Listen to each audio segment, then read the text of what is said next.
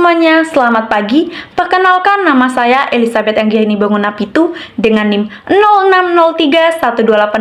06031282429030, Fakultas Keguruan dan Ilmu Pendidikan, Program Studi Pendidikan Ekonomi, Universitas Sriwijaya. Pada video kali ini, saya akan membahas mengenai laba maksimum pada pasar oligopoli, guna memenuhi ujian akhir semester pada mata kuliah Teori Ekonomi Mikro, dengan dosen pengampu Ibu Yuliana FH SPD MPD. Sebelumnya, ada yang tahu nggak apa itu pasar monopoli? Oke, jadi pasar monopoli adalah bentuk pasar di mana hanya segelintir perusahaan besar yang memegang kendali atas bagian besar penjualan, sehingga setiap pelaku usaha tidak bisa bertindak secara independen. Setiap pengubahan harga atau jumlah produksi yang dilakukan satu perusahaan akan segera mempengaruhi strategi perusahaan lain. Studi kasus yang saya ambil yaitu industri semen Indonesia. Harga semen Indonesia ini Padang, Tonasa, Gersik itu harganya sekarang 12.000 lebih mahal daripada kompetitor semen-semen Cina. Kalau dulu waktu kita bicara predatory pricing waktu itu, saya dan teman-teman serikat pekerja, waktu itu Pak Doni Arsal belum masuk Pak, itu harganya hanya 3.000 sampai 4.000 bedanya. Tapi sekarang harganya naik. Jadi bedanya Prof, harga semen Cina sama semen Indonesia ini 10.000 sampai 12.000 per sak. Yang mengakibatkan apa? Tadi retail 75% itu, sekarang toko-toko distributor tidak lagi jual barang semen Indonesia. Tonasa, Padang, Gersik. Yang berujung apa? Itu ada di Rut Semen Padang, 5 pabrik di Semen Padang, Indarung 2, Indarung 3, Indarung 4 stop. Yang aktif tinggal Indarung 5 dan 6. Kadang mati, kadang hidup juga. Ya, 40% utilitas. Itu Pak Subhan di Rut Semen Gersik tuh. Tuban itu ada 4 pabrik yang aktif 2 stop. Bahkan Rembang, Dapil Tante Vita itu pabriknya stop sudah.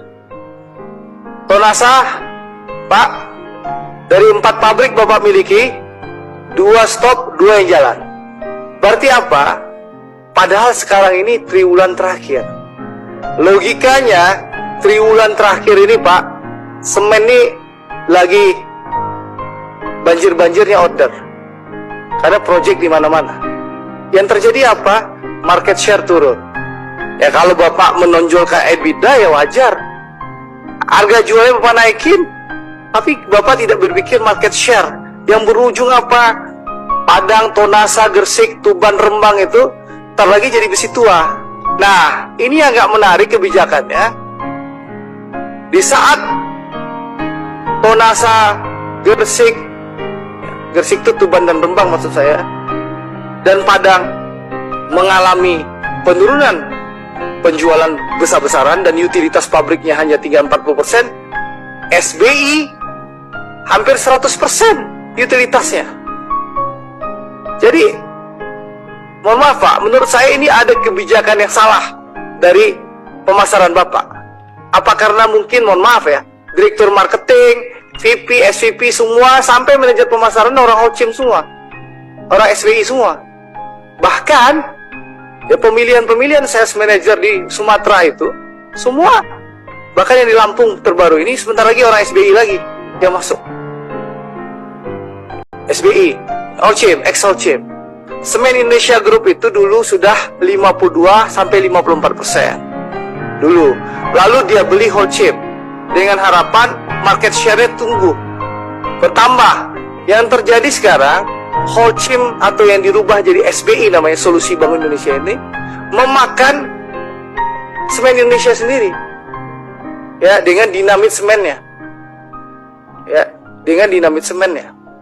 Jadi menurut saya ini ada kebijakan yang salah dan perlu evaluasi.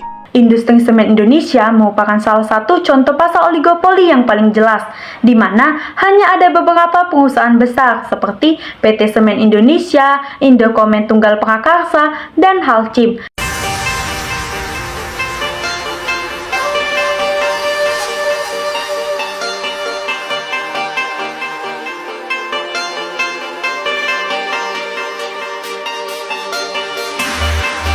yang menguasai sebagian besar penawaran di pasar nasional. Struktur pasar ini ditandai oleh dominasi pemain lama yang memiliki kapasitas produksi dan jaringan distribusi luas, sehingga mereka memiliki kemampuan signifikan untuk mempengaruhi harga semen secara nasional. Meskipun terdapat beberapa produsen baru, akses mereka ke pasar jauh lebih terbatas karena adanya skala operasi yang kecil dan jaringan logistik yang belum sekuat pemain besar. Kondisi ini membuat dinamika harga semen cenderung stabil pada level tinggi karena perusahaan besar secara tidak langsung menjaga kestabilan harga demi mempertahankan laba maksimum di tengah tingginya permintaan konstruksi dan infrastruktur nasional. Dan penyebab terjadinya permasalahan utama dalam industri semen ini muncul karena adanya hambatan masuk pasar yang sangat tinggi, mulai dari kebutuhan modal yang besar untuk pembangunan pabrik dan pembelian semen, biaya energi yang mahal, hingga jaringan distribusi yang kompleks dan luas. Faktor ini membuat pemain baru sulit bersaing sehingga struktur oligopoli semakin kuat. Selain itu, rendahnya transparansi harga di tingkat distributor menyebabkan perubahan besar memiliki keluasan dalam mengatur harga. Tekanan kompetitif signifikan. Adanya kesamaan biaya produksi antar perusahaan besar juga mendorong kecenderungan penetapan harga yang seragam, yang secara tidak langsung dapat menciptakan perilaku kolusif. Meskipun tidak dilakukan melalui kesepakatan formal, ketergantungan industri pada biaya bahan bakar dan energi semakin memperkuat motivasi perusahaan untuk menjaga margin laba dengan mempertahankan harga pada level tinggi. Kondisi oligopoli dalam industri semen membawa sejumlah dampak bagi perekonomian maupun masyarakat. Harga semen yang cenderung tinggi dan stabil menyebabkan biaya pembangunan rumah, infrastruktur, dan proyek konstruksi lainnya meningkat, sehingga memperlambat pencepatan pembangunan terutama di daerah yang jauh dari pusat produksi. Di sisi lain, pemain kecil atau pendatang baru sulit berkembang karena terbatasnya akses ke bahan baku, teknologi, dan jalur distribusi, sehingga struktur pasar tetap berpusat pada 3 atau 4 perusahaan besar saja. Selain itu, potensi perilaku kolusif dapat mempengaruhi inovasi dan efisiensi karena perusahaan merasa nyaman dengan posisi pasar mereka. Konsumen akhir, baik individu maupun sektor konstruksi, akhirnya menanggung biaya tinggi tanpa banyak alternatif pilihan. Solusi untuk mengatasi permasalahan dalam industri semen yang bersifat oligopolistik, pemerintah perlu memperkuat kebijakan persaingan usaha melalui pengawasan yang ketat terhadap potensi kolusi harga dan pengaturan distribusi. Intervensi pemerintah dapat dilakukan dengan meningkatkan transparansi harga melalui publikasi harga resmi di berbagai wilayah, sehingga konsumen dan kontraktor dapat membandingkan harga dengan lebih mudah. Selain itu, pemerintah dapat memberikan insentif atau kemudahan investasi bagi produsen baru untuk memperluas kapasitas pasar dan menambah tingkat persaingan. Upaya membangun infrastruktur logistik dan transportasi yang lebih merata juga akan membantu menekan biaya distribusi sehingga harga semen dapat turun di wilayah terpencil. Pada saat yang sama, perusahaan semen perlu didorong untuk meningkatkan efisiensi produksi serta mengembangkan inovasi bahan pembangunan alternatif yang lebih murah. Kombinasi antara kebijakan pemerintah, peningkatan persaingan, dan inovasi industri diyakini mampu menciptakan pasar semen yang lebih sehat, kompetitif, dan memberikan manfaat besar bagi perekonomian Indonesia.